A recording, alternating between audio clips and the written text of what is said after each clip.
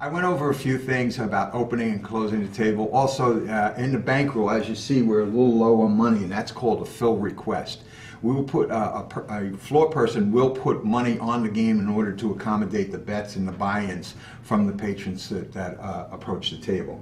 You see, we're a little low on the red, which is the nickels, and maybe some quarters in here, maybe some black, whatever decision the floor person feels it'll be necessary to accommodate any kind of patron coming to the table.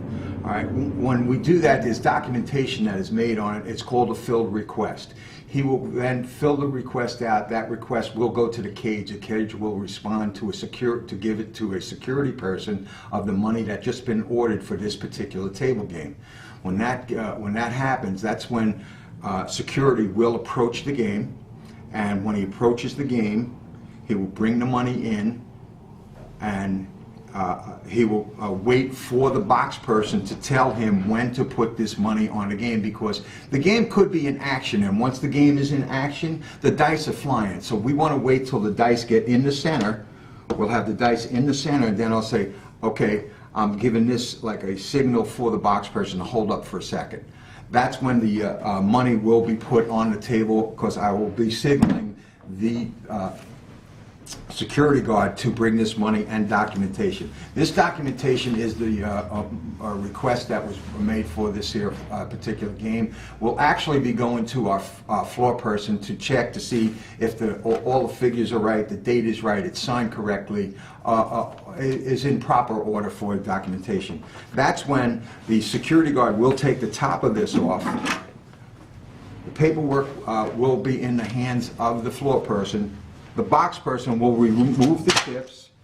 Then the security guard will take the rest, take the bottom of this, place that on top, take it off the game.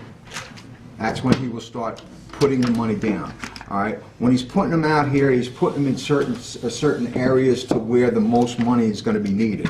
So I'm going to be needing more red on this side. And this will go back to the security guard. He will place him back in his bin. All right. I'll need the green here, just to show it's easier for us to be putting them away. What we'll do then, we'll run down each. The highest denomination, that'll be the rundown of the stack to prove that there are 20 in the stack. That is, so it's correct there. Now we will measure each stack up to each row of checks. Make sure there's 20 all the way around. All right. Now I'm ready to sign the proper document, which comes from the floor person. I take my pen, and now I check to see. I got 10,000 here, I got 2,500, all right, I got 1,500. That's all correct. I sign it in the appropriate box, which will be the box person or dealer. All right. After I sign it, I give it back to the supervisor, who is the floor person behind me. He will then sign it himself. Give me the duplicate that goes in the Dropbox copy. It'll say right on there, Dropbox copy. This will go back to the security guard. I will then take that, I will drop it down in the Dropbox. After that, I'm going to put the money away. All right?